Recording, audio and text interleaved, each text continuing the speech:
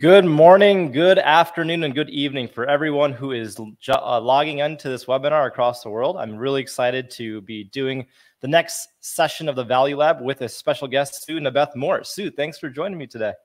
Well, I'm really honored, and thanks for inviting me again, Saga. It's great to be here. Hello, everyone.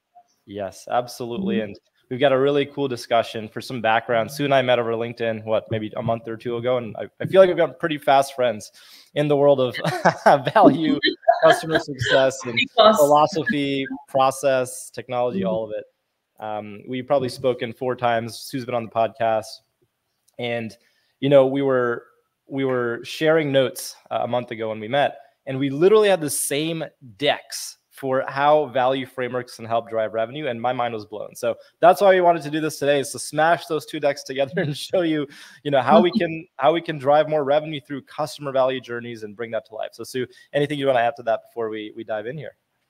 Yeah, well, likewise, Saga. I was just blown away, when we were talking, as you say, about 2 months ago.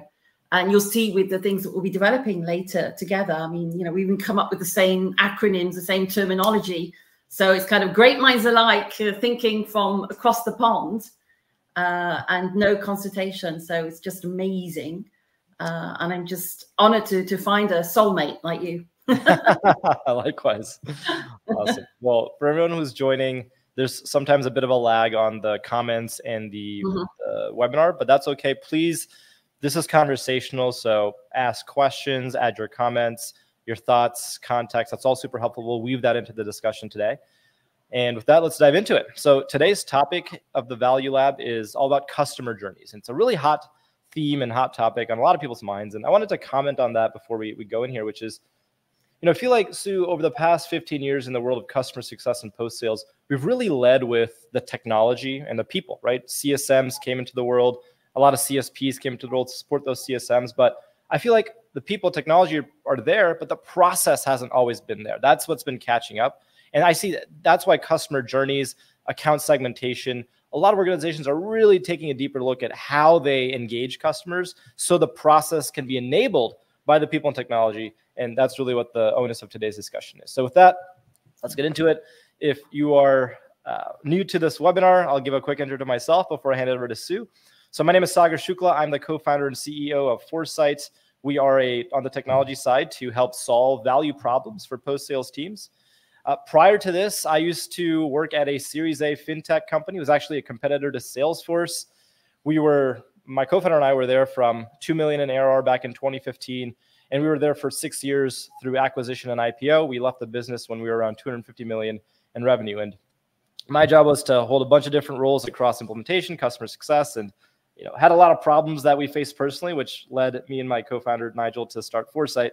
And we'll talk more about that later. But that's me. And outside of work, I love playing tennis, cooking. I actually used to be a dancer back in college, so I got a creative side to myself. And I always love to dabble in that when I'm not in front of the computer doing software stuff. So with that, I will hand it over to you, Sue. Great. I didn't know that. We never spoke about the dancing side, Saka. What kind of dancer were you? Oh, it was an Indian folk dance called Bhangra. Wow. Oh, you have to show me the next time. I will have to show you next time. That'll be a separate webinar for sure. Wonderful.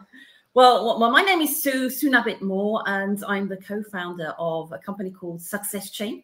So we provide consultancy, coaching, training, advisory services for companies looking to either define or refine their customer success organizations, because as we know, everybody that's on this webinar, it's never ending in customer success. We're always evolving. And as a sideline, I'm passionate about customer success. So I've created different events here in Europe. So one event which is going to be taking place in 3 weeks' time here in Paris, where I live, called Engage Paris. So it's bringing together 300 customer success folks. And I organize meetups regularly as well I've been doing this for the last 8 years, so it makes me sound a bit like a dinosaur. And outside of work, well, I'm not a dancer. I've got 2 left feet, actually, Saga. But I do like cooking, like yourself. I love wine. I'm a wine amateur. I love the Atlantic coast. I love swimming and just traveling and seeing the world. I love it. Well, a lot of commonalities here. I feel like if we were to get together, we should do a cooking class about and incorporate customer success. And that'd be a pretty fun event. Awesome. Well, we'll keep it going here and start to paint the picture of why our value frameworks. Ultimately, both Sue and myself, that's what we're passionate about. That's what we're experts in. And value frameworks are so necessary piece of the process side to enable revenue, right? And our beliefs here at Foresight, and Sue, would love to have you chime in here, is in order to drive revenue expansions, retentions, upsells, cross-sells, we need to really quantify and understand customer value. If we're not able to measure that quantifiably, we're leaving a lot of revenue on the table, right? And I think the key aha moment for me going through my journey of the last company from Series A through IPO is that value is in the eye of the beholder. As much as we want to be able to define this as a company, we have to be able to ask our customers. The voice of customers is critical, and that's really their truth, right? Perception's reality. So if we're not measuring that perception of value, revenue is just going to be left on the table. Yeah. And I agree absolutely. And I think, when you say value is in the eye of the beholder, that's spot on. And that's what we have to help the customer by being proactively demonstrative for what that value should look like. And I think that's still something which we're struggling with in the world of customer success, right? Totally. Yeah. And this slide I've talked about before. I'll go through it pretty quickly, but ultimately there's some research out there. Greg Danes is one of the folks who has put a lot of great research here. And what research shows is that when you measure value, even if that value comes back negative, the customer ends up staying longer with your company. And there's two parts to that. One is they are feeling a lot more trust and accountability because their vendor is providing a way to assess value and understand their needs, what the outcomes they're trying to drive, what their jobs to be done are, and really digging deeper. But it also reveals actions you should take on the back end to increase that value. So as we saying value a lot, right? And what is value? And it's easier in some ways to talk about what value isn't before we talk about what value is. And from our perspective, it's not usage, it's not your utilization or how your company feels. What I like to say here is internal bias, right? There's a lot of internal bias that can exist within organizations. And we think those are leading indicators. Oh, if they're using the product, they're getting value. Oh, NPS came back really high, they must be getting value. We completed all the support tickets, they're getting value. The health score is green, they're getting value. That's not always the case. And I'm sure folks who are listening in will resonate with this, but just because your health score is green doesn't mean they're going to stick around. I've had many cases where 6-7 figure accounts when I was in customer success account management, I thought everything was going great. I talked to them, they said, hey, Sagar, we're just not getting value here. We're going to have to churn and move to a different solution. I was gobsmacked, right? I didn't know why. So we have to look outside of that. And Steve Sanchez, value equals measurable results. Absolutely. Thank you for that comment, Steve. Would love to hear more about how you've been able to measure those results within your organization. So keep a party going here. So while it's not your health score, it can absolutely be a component of health score. And what I see in organizations, and Sue would love for you to chime in here, is usage and engagement. Those are two critical metrics. Typically your CRM, Salesforce, HubSpot will track engagement, where your CSMs, your reps are engaged, they're having meetings, they're taking notes, awesome. And usage coming from a solution like Appendo or a Mixpanel or a Heap, or maybe a native solution in your product, seeing who's logging in and how many monthly active users you have. Great. But that's not the full picture, right? We need to be able to capture value realization. Is the customer getting value? Are their desired outcomes being achieved?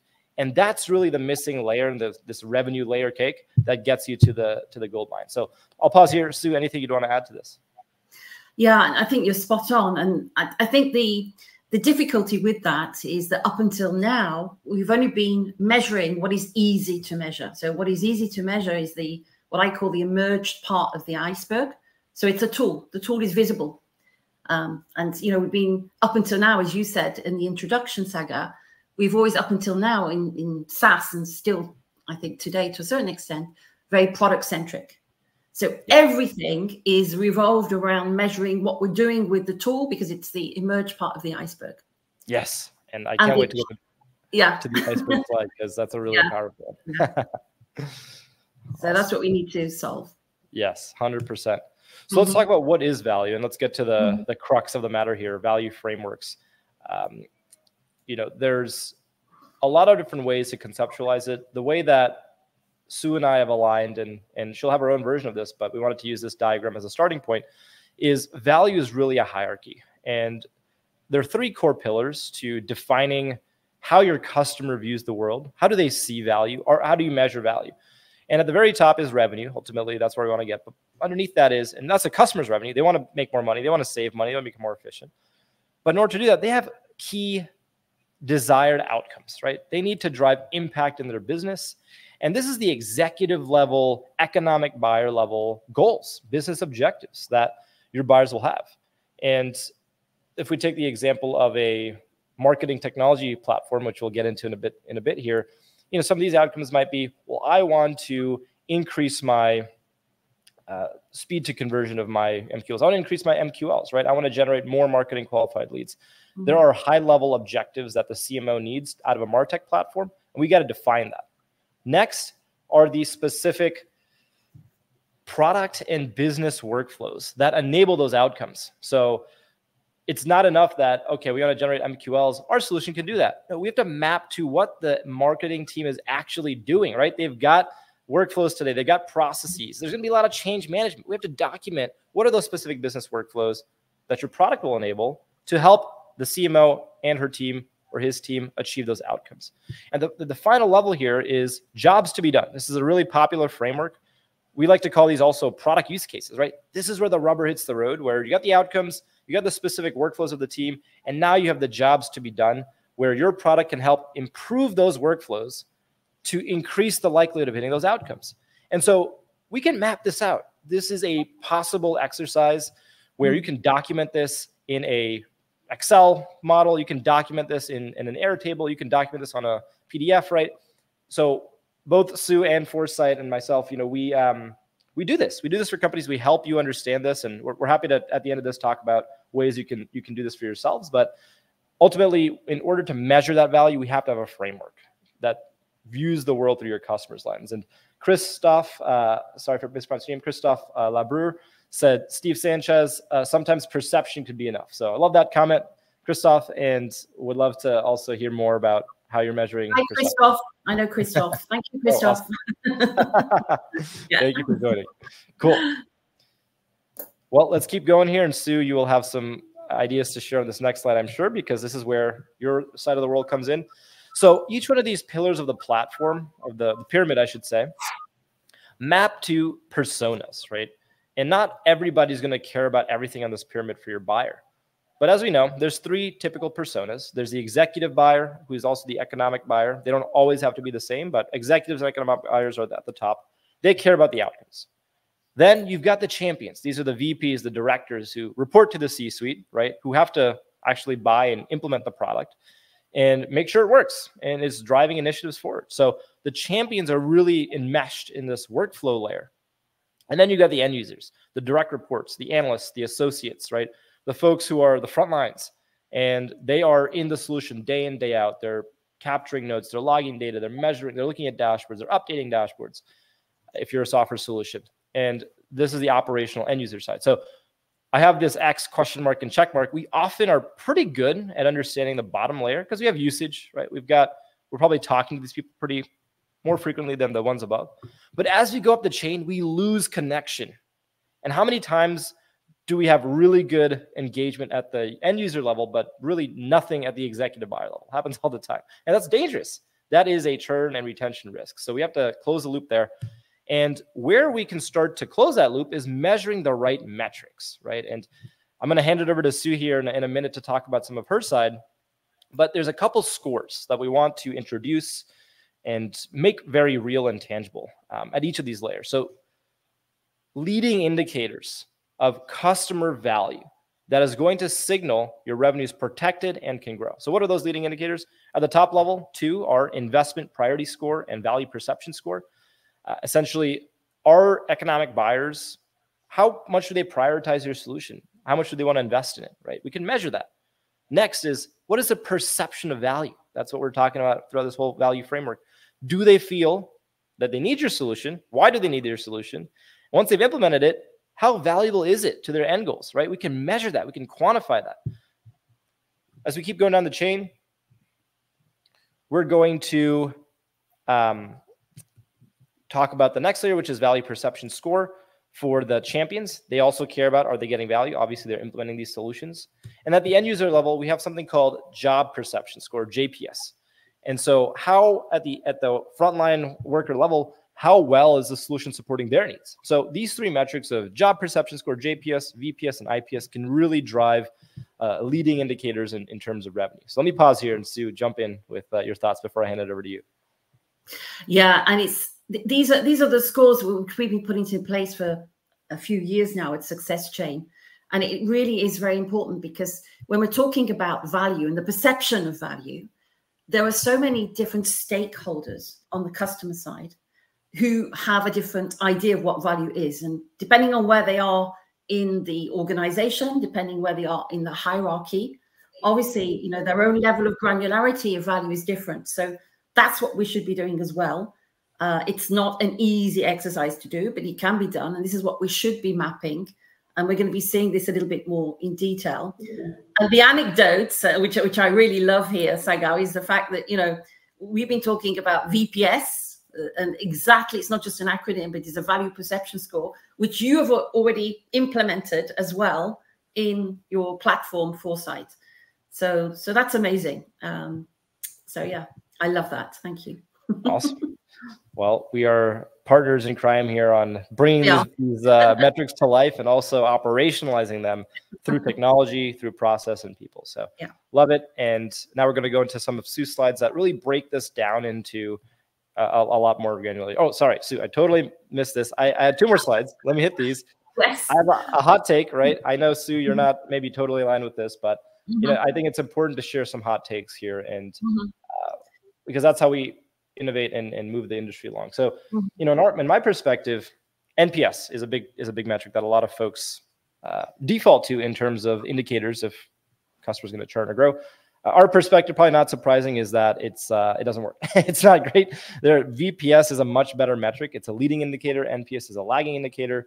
And I talk about this because the metrics and how we calculate them are similar to NPS, but they're a lot more impactful. And Sue's going to mention that in a couple minutes. Yeah. But a few points here. NPS does not correlate to churn. Just because someone ranks you a 9.8 doesn't mean they're going to stick around. That might be one end user saying, hey, I feel really good about this, but they're not a decision maker. They're not the economic buyer. They don't have any clout.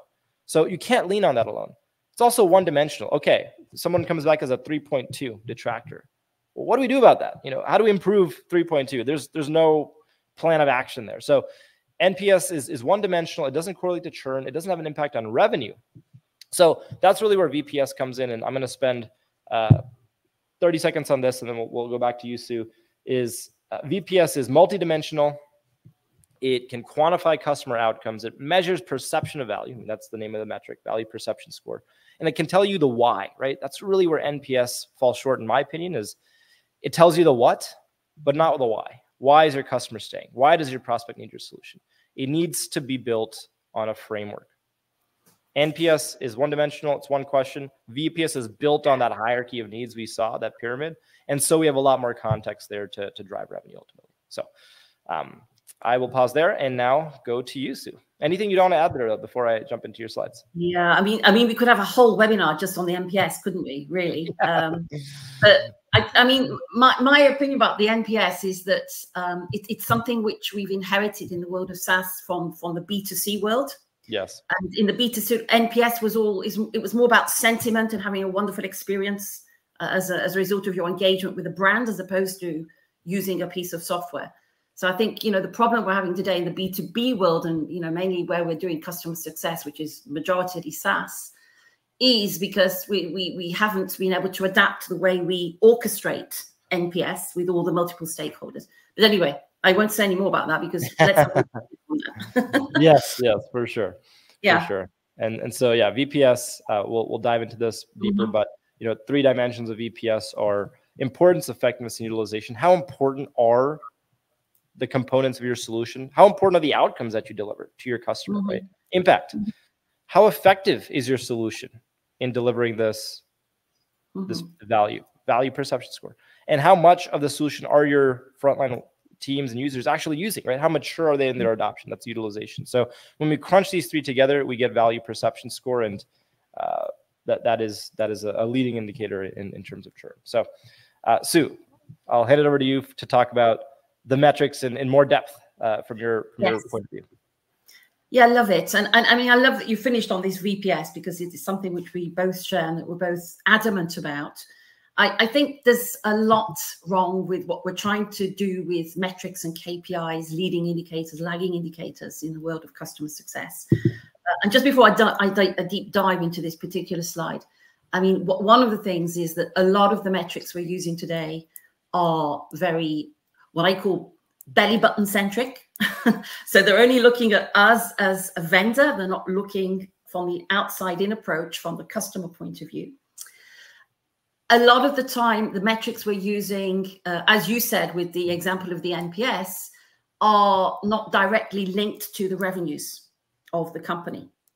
You know, if you've been in marketing and sales for years, your metrics are directly aligned with the bottom line, with the revenues, with the profitability of the company. If you're in customer success, as we are, we have a whole range of different KPIs, and it's very difficult to join the dots between these KPIs and the revenues and the bottom line.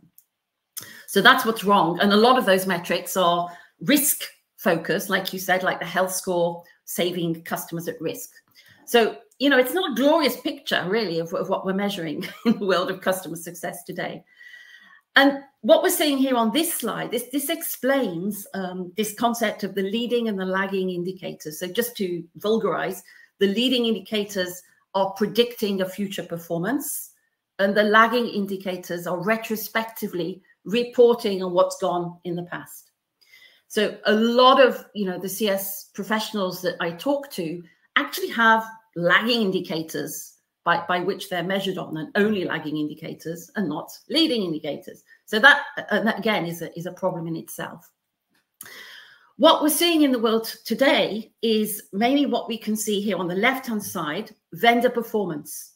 And vendors of software are only really focusing on the performance of their own company. They're not thinking about, you know, what is the performance, what is the value which the customers are actually getting. And there is this, I don't know if you can see in the middle, there's this wall. It's the wall of what I call no relationship. So there's absolutely, right now, no relationship with the vendor KPIs and the customer performance KPIs. So that's a big problem. What we're doing today, if we can just do the animation, please, Saka. What we're doing today is only what we can see on the top left-hand corner in yellow. That's what SaaS vendors are measuring, their own belly button performance metrics. And it's usually something, okay, what is a leading indicator such as CSAT or NPS, and trying to make that link with their indicators around performance, such as NRR. That's the only thing we're doing. All the other things that you can see, which are highlighted here in purple, that's not really done, or if it's done a little bit shoddily. So, you know, what are the, for example, the customer performance? How do you know whether your customer is performing? How do you know whether your customer has received some kind of value? And what are the leading indicators on the customer side which help them predict whether or not they'll be getting value? So all those kind of things are, for me, in my mind, this is the missing link today in the world of customer success and SaaS. So that's what we should be trying to change. Yes. And so if we move on to, you could probably add something to that, Saga, yeah? Oh, yes. And I'll go to the next slide here and add a quick comment. Yes. Is that we need to flip the script. And I think you said it so well, is the belly button inside out. I call it internal bias. We're looking at what we care about as vendors. Oh, we got to improve our GRR, NRR, improve our NPS, improve our retention rate. Great.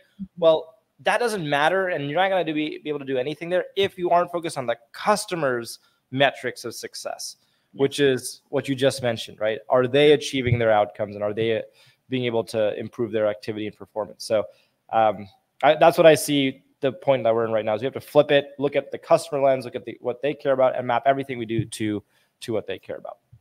Absolutely. So that should be the starting point. So here you can see on this slide, now we've put the customer performance first and not the vendor performance. And on the customer side, what we should be doing is mapping out what should the customers be achieving in terms of performance and value. So what are the lagging indicators which the customer should be measuring on their side to prove that they have achieved those elements of value? And how do they get there? And in order to get there, we should be having what we call activity metrics. So I'm going to be showing you just now this framework that we put into place, which we call, it's very easy to remember. It's called AM/PM. Basically, you can't get to the afternoon if you haven't gone through the morning. And that's exactly, it's exactly what we're doing. Yeah. So in actual fact, what we should be doing, and we can just do the animation saga because that's going to break down this wall. Thank you. And what we should be doing is linking how these customer leading and lagging indicators, which you're going to be measuring with the customer, are then contributing to the vendor leading indicators. So we already mentioned VPS, JPS, IPS, and we're looking at those a little bit more in detail. But also, and this is the really important thing, is how do the customer lagging indicators, so the expression of perceived value, how do they predict the vendor lagging indicators? So we're going to have a direct relationship here between your performance metrics on the customer side and the vendor lagging indicators. So for example, NRR. So that's what we need to flip. It's not taking place right now, but it's a whole change in the mindset, a whole change in the strategy. Yes. And that's what we should be mapping. Yeah. 100%. Yeah. Okay. And this is just a more detailed example of what I've just said. So on the left-hand side, you can see these are value indicators from the customer side. So leading indicators which should be used for customer success teams. So you can see there's a list. There's the AM/PM we mentioned, the VPS, the JPS. Time to value. This is something which is already measured, and that's good. That's a good sign, but it's not something which is done systematically yet in the companies. Success stories, of course, advocacy activities. So you can have quantitative and qualitative indicators here. And then these indicators will then be feeding in as a prediction to your company as to what is the likelihood of you in the future of increasing your NRR, your GRR, whatever it is that you're measuring in terms of lagging indicators. Absolutely. Yeah.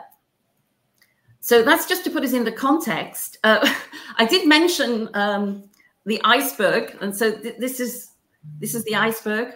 And you can see that the moment in the world of SaaS, we're very comfortable talking about the software, because the software, it's a tool, it's the easy part, it's the emerge part of the iceberg.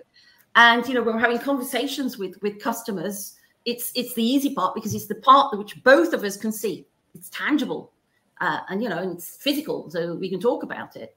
But the problem with that is we're only talking about this very superficial part of what really makes companies tick and really makes them drive their business. And this, of course, we're not talking about the tools, but we're talking about fleshware. So for the fleshware, this is the part which we tend to ignore in the world of customer success. Why? Well, it's difficult, right? It's difficult. Bloody difficult. Yeah, it is bloody difficult, right? So this is what we really need to get our heads around and start putting stuff into place, mapping, you know, how companies are organized, how they're doing their processes, their workflows, how they're behaving, their methodology. So there are all these kind of things which could be impacted to a certain extent. In some cases, a big extent, depending on whatever software you're using.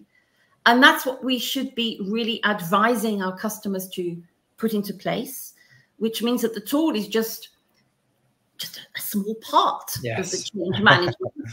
Yes. Oh my goodness. This is where we can be impactful, isn't it? Absolutely. I want to comment on this because it's so important. And I love the analogy of the iceberg because, and you see this so much on websites, company websites. When I peruse, and we're a technology company, we have a website, right? And so I think about it a lot from our lens, but all websites, there's so much about, here's our tool, here's how easy it is, here's how we integrate, here's the usage, that what use cases we have, and it's all tool, software. But what gets the executives, gets the champions to really adopt and leverage the solution is how they are going to change, how they're operations, their organization, their workflows are going to be faster, better, stronger. And we all know how difficult it is to implement any technology. But if we can make the conversation about, we know you're doing X today. Well, look, we're going to help you get to this greater level of what you're doing, a higher dimension or easier dimension of doing it. And look, we have a tool, we have a thing that's going to help you do that, but we got to make it about that piece of it, right? The cultural change, the organizational change. And I don't think a lot of technology companies are equipped to have this conversation because we're technology companies. And so in many cases, like a Salesforce, you partner with a whole SI, systems integrator ecosystem. I know you've been in that world in the past, yes. Right? And especially for these large enterprise deals. But I think it's so incumbent upon SaaS companies, no matter how big or small you are, to have this capability. Like you have to be thinking about the world because that's how you're going to compete and shine above the rest and not just become another tool in the stack that gets wiped away, because you have to embed that tool, bottom of the iceberg, into the organization for it to be successful. Yeah. And if we can do that and crack the Da Vinci Code around that, it means that's the way that you're going to help your customers become sticky with your tool. Because if it's not just a tool kind of sitting on the shelf, but it's actually ingrained in your business as usual and your way of working, then, it becomes intuitively part of your way of working and your business. Yes. Yeah. Yes, absolutely. Absolutely. That's why we need a framework, right? We need the value framework to be able to do that. Yeah. And you had one more animation here, which is where CS teams, post-sales teams, that's where the value is underneath that tool layer. So exactly. Awesome. So this is the framework. You mentioned the framework, Saga. Yes. This is I mentioned it earlier. It's called the AMPM framework. So as you can see here, it means activity measurement and performance measurement. So I was talking just now about leading and lagging indicators. So it's exactly the same concept. What we should be doing with our customers is helping them to define their performance measurements. So that means the lagging indicators, which they should be measuring. And in order to get to those lagging indicators, what are the activities which they should be putting in place and measuring in order to achieve those performance measurements? It's a framework which is very much like, for those who are here today, you're probably using the OKR framework.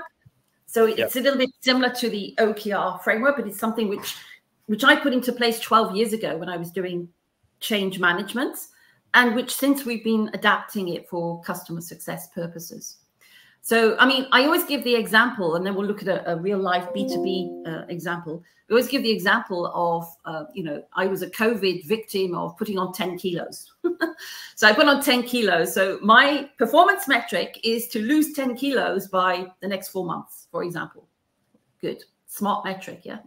Yes. In order to get to that performance metric of losing the 10 kilos, what are the activity measurements which I need to measure in order to get there? So it could be doing a workout in the gym 3 times a week that I can measure.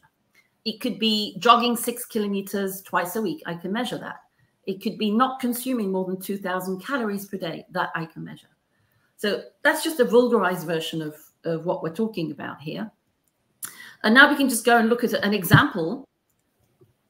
I think there's a little message here from. Yes. Oh no. That's me.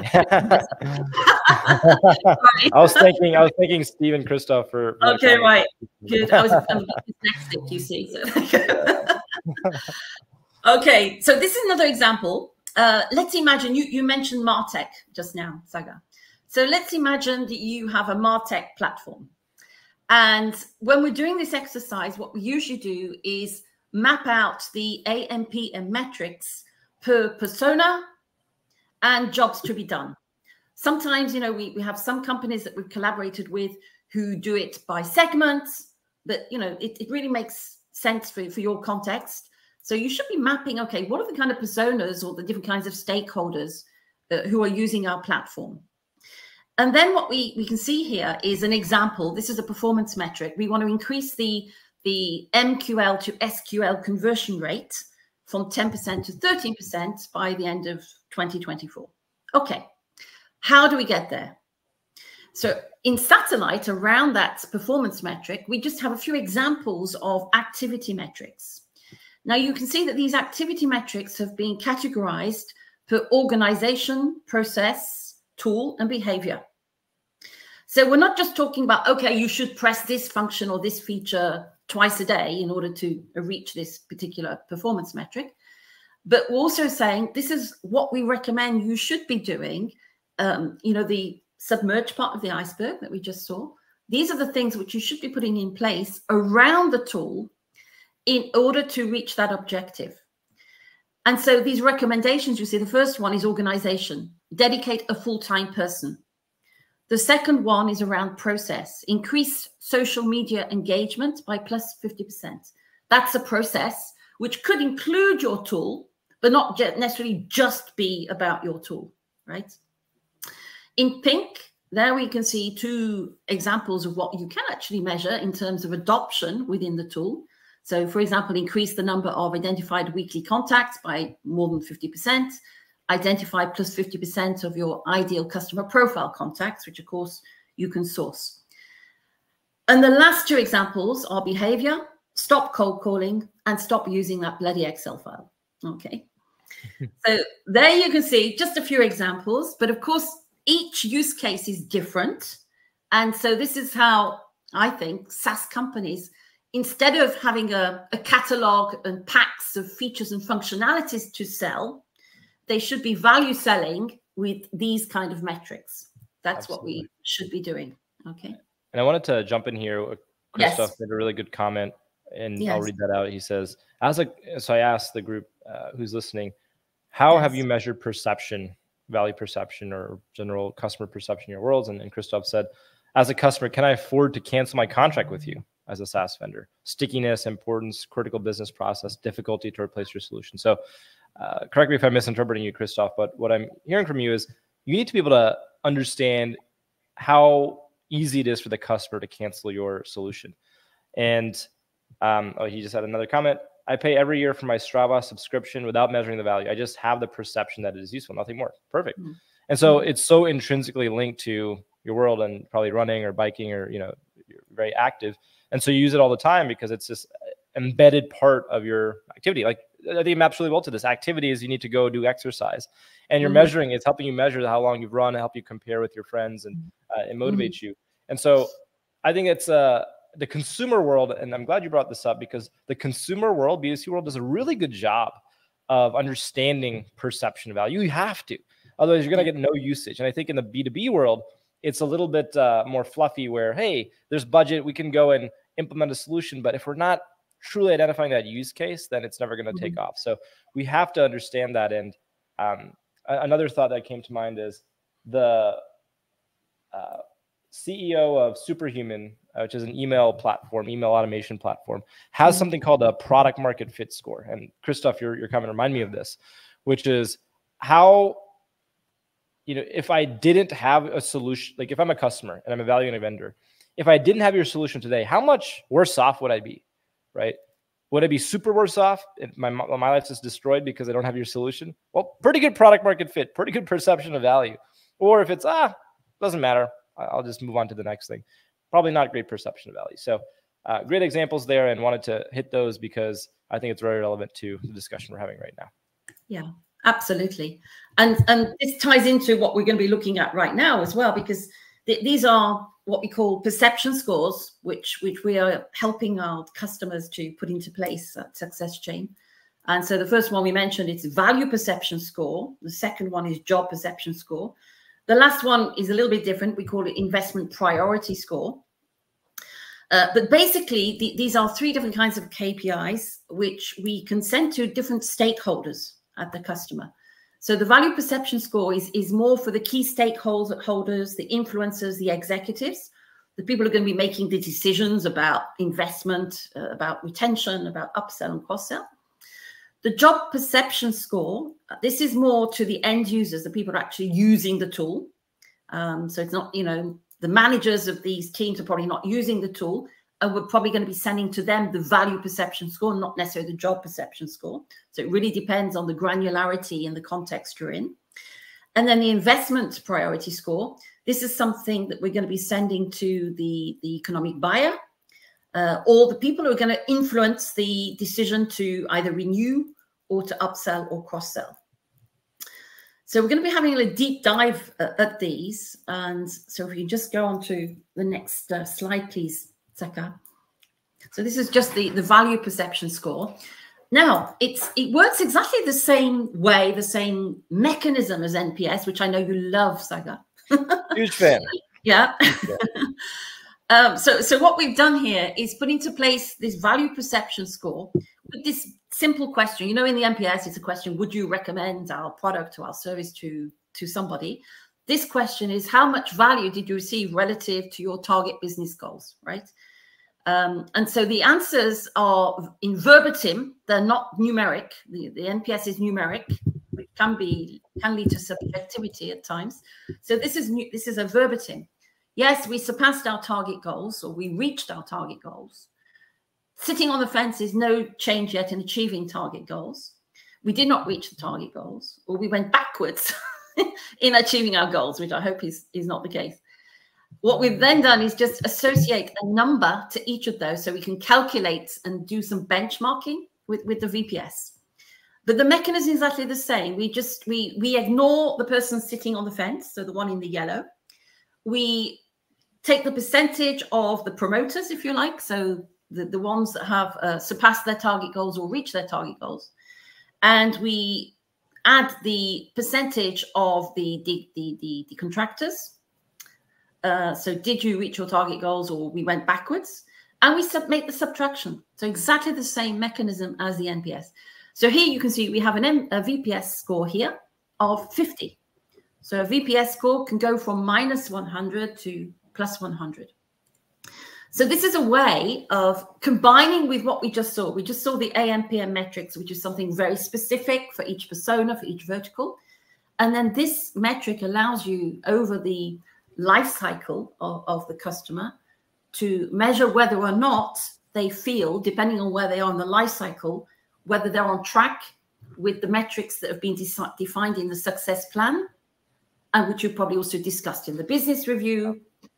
And that's something that, you know, you can actually administer. You can send one, for example, a VPS score at the end of the onboarding to make sure that the customer has reached their first time to value, for example. Absolutely. You would send a VPS score.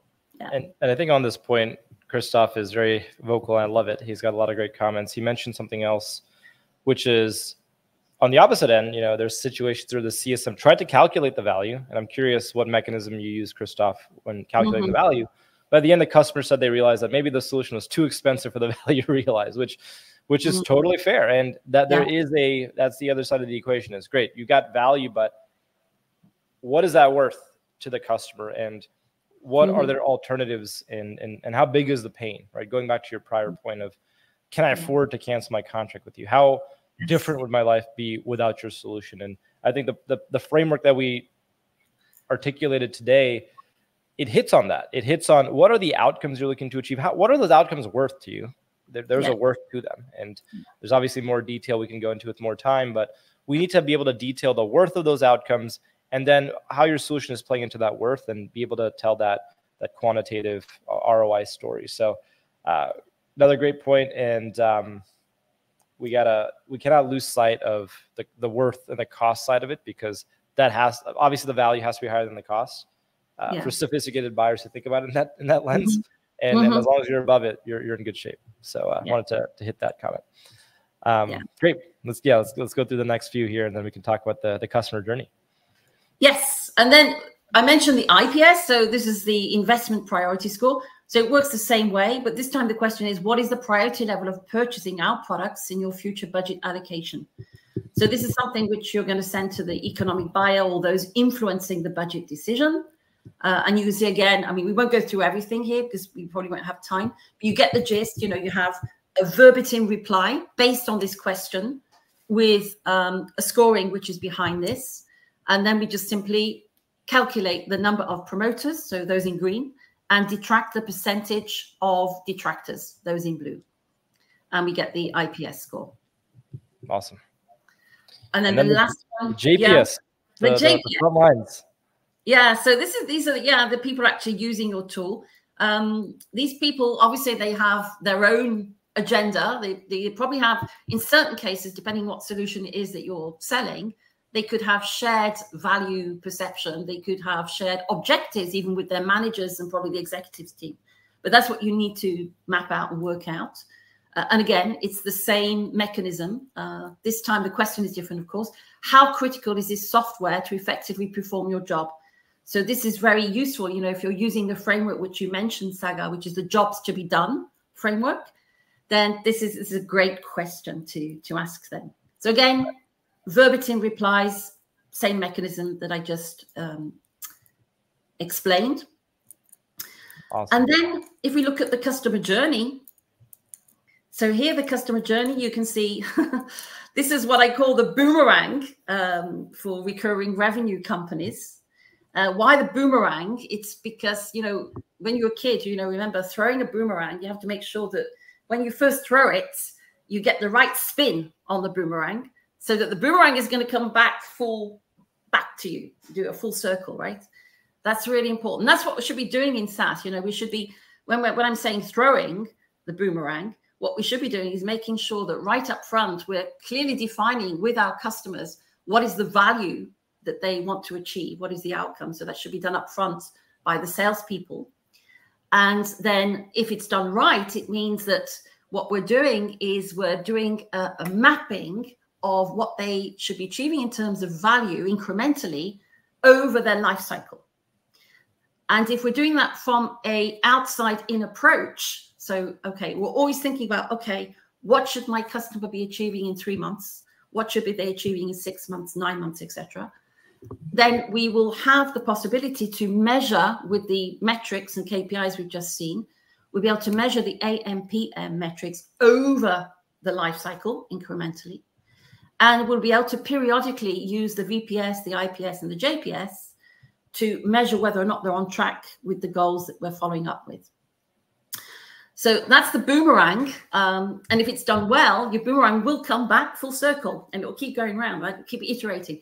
Because a lot of the time, you know, you spoke about customer journeys and processes in the past. It's all very static and it's all very belly button focused, you know? So Absolutely.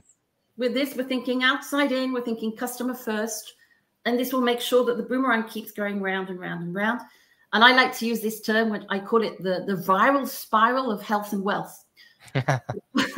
Applies to a lot outside of software too. Bit of a mouthful, yeah, but we know what that means, and that's what it's going to bring for your customers, and as a consequence for you as a vendor. So just very quickly, the means of doing that, yeah. So we've done a lot of helping customers with the Medic. So you know, some people on this webinar may be familiar and they're probably already using Medic. So Medic is a value selling methodology. And this is perfect. This is perfect for this kind of boomerang effect that we're looking into now, because it means that right up front, the salespeople are setting the stage for, okay, what are the first values that we're going to be measuring from the customer perspective, first of all. We're also using this in the success plan. So the success plan is fed into by the AMPM and the VPS, the IPS and the JPS. And obviously the business review is using that data to feed the business review. So when you look at this, this is a very kind of high touch approach. So we've used it a lot in high touch approaches with companies. But there are certain companies who are now starting to experiment with a more digitalized approach, where you're, you know, obviously if you've got 3,000 customers, you can't be having these conversations with 3,000 customers. It's not possible. Absolutely. You don't have enough people for that. Can't keep hiring people one-to-one for customers. It's not effective. Yeah. Yeah, and I'm just seeing this little comment from Christoph. It's not the same graphic design used by Winning by Design. This is in fact my design, which I put into place about 10 years ago, called the boomerang. So it's not copying Winning by Design. Maybe it was the other way around. Yes, probably. Yeah. So I know that some companies have actually used this very same design and actually selling it on graphic design companies. So yeah. Great. Interesting. Well, maybe they did. Yeah. Well, this is really powerful stuff, Yes. Sue, and I think it really articulates how we need, once we put the customer lens on the engagement model, the data that we get is going to affect, as you mentioned, the leading indicators of the customer will affect the leading indicators of the vendor, but it has to go in that order. And yes, I see a Foresight listed on here as well, so thank you for the shout out there. yeah. I will show a little bit of how this can work within the Yes. Foresight lens as well, just as an example, right? There's a lot of ways to do this, and obviously Sue and I were both in this industry. We're both selling to this industry, so we want to share how we do it. But by all means, there's plenty of ways you can be doing this. Foresight, we are a software platform that does this. The way that we think about the world and taking your awesome boomerang and flattening it into a customer journey. So when we look at the world for a SaaS company, and not always SaaS, it could be enterprise services companies as well. We sell to them. You have an approach where you have to engage the customer in pre-sales, introduce the value, you onboard them into the value with a pilot or integration of your solution. And then you're doing a bunch of change management to get them to adopt use cases and adopt your service offerings. And then finally, the renewal. So we like to map it out and identify 3 to 4 key touch points throughout the customer journey that are ripe for measuring value, right? And the pre-sales demo, pilot, discovery process, there's obviously many meetings that happen. It's a great opportunity to go and assess value with a value assessment. And I'll talk about that in a second. So you get a benchmark of where that company is today in their value journey. Then post onboarding, right? You implemented the solution. You've already increased their value perception. So it's measured again, get that value over time. Same thing 6 months before renewal, same thing 3 months before renewal. And then you can tell that story of value over time to say, hey, you started off at a 15 out of 100 value perception score. We took that to a 35 at onboarding, a 55 at change 6 months before renewal. And now we're sitting at an 85. And your peers, by the way, are at a 65. So you're 20 points ahead of your peers. Here's all the anecdotes we've captured along the way. And we can do that. So that's really the journey of value realization through this customer journey. And one of the ways you can do that, this is full transparency, this is part of what our solution does, is we have value assessments. There are other ways you can do this as well, which I'm happy to talk about. But this is an automated way of engaging customers prior to those key touch points. So prior to that demo, prior to the kickoff, prior to the onboarding completion, prior to 6 months, we have all that data. We have key dates in CRM, Salesforce, and HubSpot. So what Foresight does is we automate all this. We take that data from your CRM. We have a whole onboarding workshop that we're partnering with Sue on to define the value framework, right? There's a services component on the front end to identify what are the questions to ask and the outcomes. These assessments go out prior to those key touch points to strategic buyers. Positioning is really important, right? We have email templates and best practice language that says, hey, buyer, we don't want to waste your time on this demo. Can you please take 3 minutes to assess yourself so we can focus on what matters most? Same thing for the downstream milestones. We get a 70% response rate on this, right? NPS is what, 3%, 2%? You got to bribe someone with a gift card to Starbucks. It's the whole difference here. It's an assessment to help the customer. This is not take, this is give. It is give to ultimately position and not waste your time. So assessments are a great way to do this. And a lot of amazing multi-dimensional data comes out of it. It is mapped to the outcomes. It's mapped to the workflows. It's mapped to the use cases. And VPS, JPS, IPS can all be calculated, off the back of the response to the assessment. Also want to call out, we've got a bunch of customers who are interested in this, and we've been building solutions for this. There's a lot of value data in calls, right? Fathom, Gong, and Zoom, et cetera. Obviously, you're talking to prospects and customers, and there's a lot of value signal that exists in call transcripts. I could literally take this call, right, in the comments and parse out who cared about what most. So there's also signal there. So we're experimenting with calls. And if you are using one of these solutions, I would encourage you to do your own experimentation. Take that transcript, put into ChatGPT, write a prompt to pull out what the biggest pain points are for that customer and take action on it. We're also building an automated way to do that. So those are other ways you can capture this data. And ultimately, what that's going to yield is the scorecard. IPS, VPS, JPS, have a report card. You go to school, you get grades. Same thing for vendors and buyers, right? Get your grade on where are you on that scorecard. How well are you performing? 6 months later, hey, we got a B- in our MQL workflows. Well, we got to improve that. We're going to take these 3 actions of doing some training and updating your configuration. We did the did our exam again. We got an A-. We went up a whole grade. Awesome. Like, we got to celebrate those wins. And so that's the level of reporting and closing the loop that you can do once you measure the value, you have the metrics, you report back to the customer. Anything to add there, Sue, before we I love this. I love the fact that you've productized all this. I think that's just so helpful. It's so amazing. Awesome. Well, we're on the journey together. So let's keep getting folks on value frameworks. And, you know, this is one of the tools you can use to do that. So, and this is not just on Foresight, but when you implement, and I showed you some slides on this before, but when you implement value frameworks, it yields revenue growth, right? Measuring value will identify customers where there's upsell opportunity, also where they're protected, but also churn risk, right? We've had customers where we found nearly $1 million of unidentified churn because they thought everything was good. Usage was high, health scores green, sentiment was up, but the customer didn't feel that way. To Christoph's point, right? They didn't really care. It was pretty easy for them to replace the solution. We should know about that so we don't get blindsided. And so that's what value frameworks and value assessments can help you unlock. And buyers love going through this. I won't read this testimonial out, but basically, you know, executives are engaged and they like to be a part of the solution.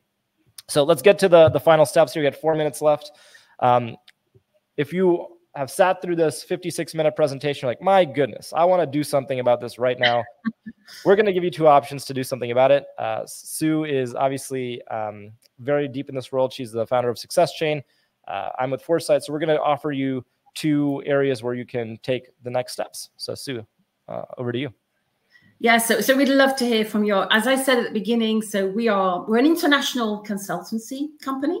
So I'm based here in Paris. My partner is Jason Whitehead. He's based in Washington. And so we can help you with this value framework. So we've helped lots of companies to put into place the AMPM, to put into place the JPS, the VPS, the IPS. So we can help you. It's something which takes time because you have to do a mapping.